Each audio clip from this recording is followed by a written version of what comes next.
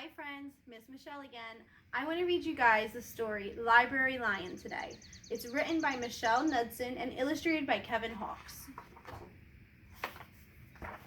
One day, a lion came to the library. He walked right past the circulation desk and up to the stacks.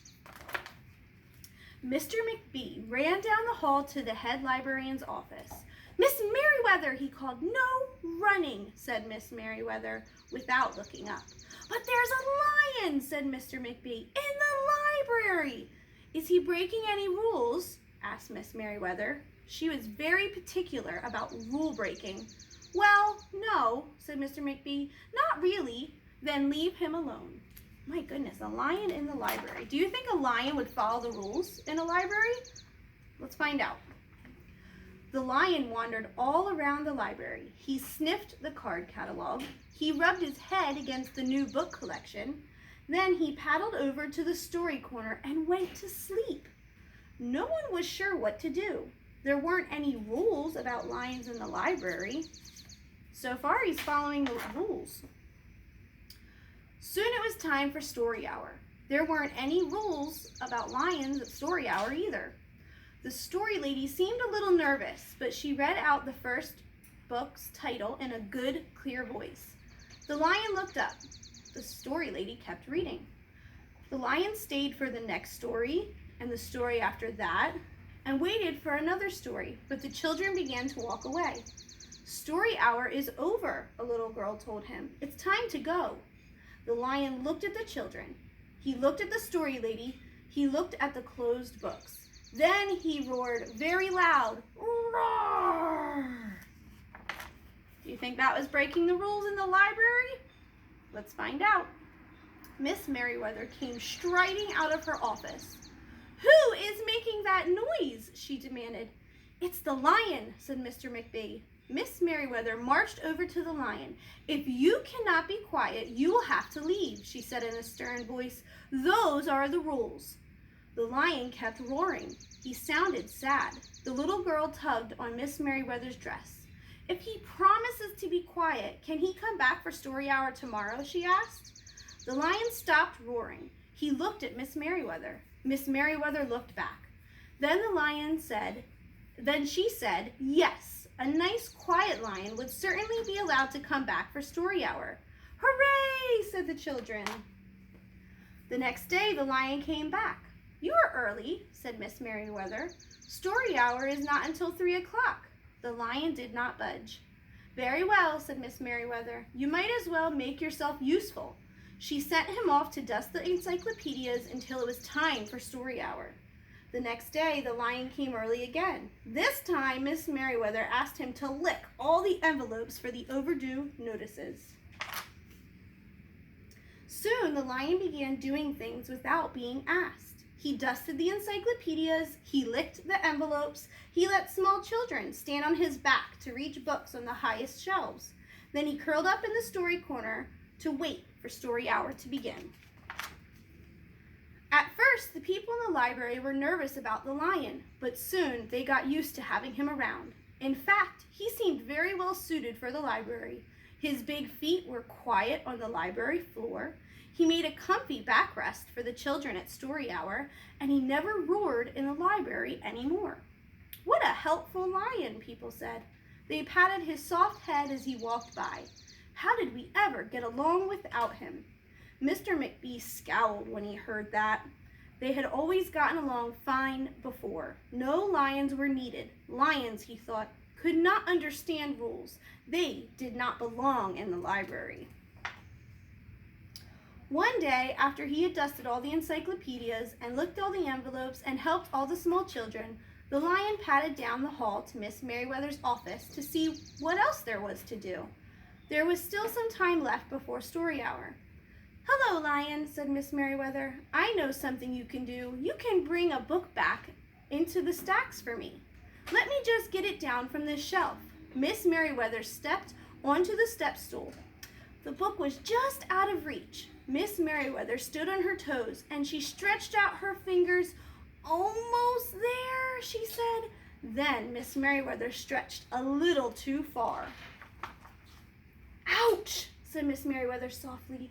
She did not get up. Mr. McBee, she called after a minute. Mr. McBee! But Mr. McBee was at the circulation desk. He could not hear her calling. Lion, said Miss Merriweather, please go and get Mr. McBee. The lion ran down the hall. No running, Miss Merriweather called after him. The lion put his front paws up on the circulation desk and looked at Mr. McBee. Go away, lion, said Mr. McBee. I'm busy. The lion whined. He pointed his nose down the hall towards Miss Merriweather's office. Mr. McBee ignored him. Finally, the lion did the only thing he could think of to do. He looked Mr. McBee right into the eye. Then he opened his mouth very wide and he roared the loudest roar he had ever roared in his life. Can you guys roar really loud for me? Roar! Mr. McBee gasped. You're not being quiet, he said to the lion. You're breaking the rules. Mr. McBee walked down the hall as fast as he could. The lion did not follow him. He had broken the rules. He knew what that meant. He hung his head and walked towards the doors. Mr. McBee did not notice. Miss Merriweather, he called as he walked. Miss Merriweather, the lion broke the rules. The lion broke the rules. He burst into Miss Merriweather's office. She was not in her chair.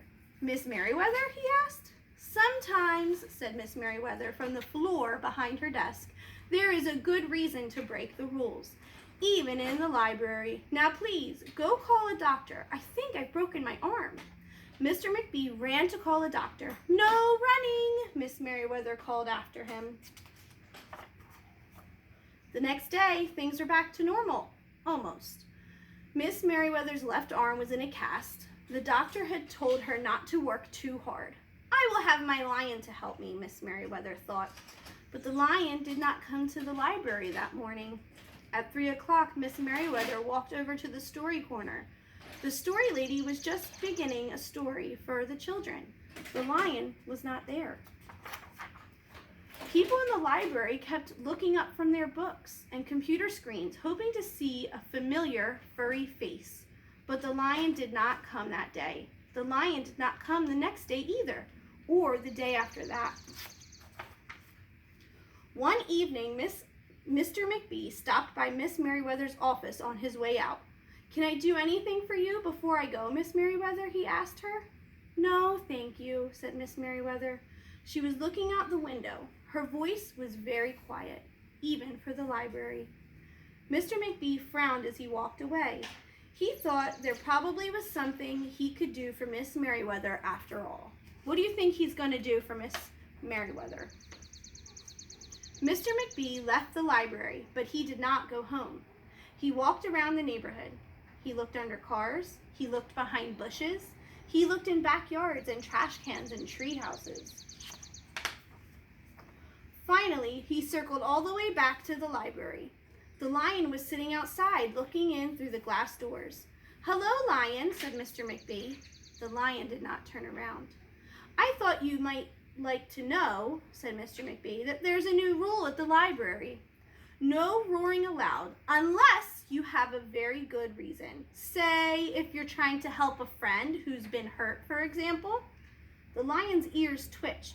He turned around, but Mr. McBee was already walking away. The next day, Mr. McBee walked down the hall to Miss Merriweather's office. What is it, Mr. McBee? Asked Miss Merriweather in her new, sad, quiet voice. I thought you might like to know, said Mr. McBee, that there's a lion in the library. Miss Merriweather jumped up from her chair and ran down the hall. Mr. McBee smiled. No running, he called after her. Miss Merriweather didn't listen. Sometimes there was a good reason to break the rules, even in the library. The end.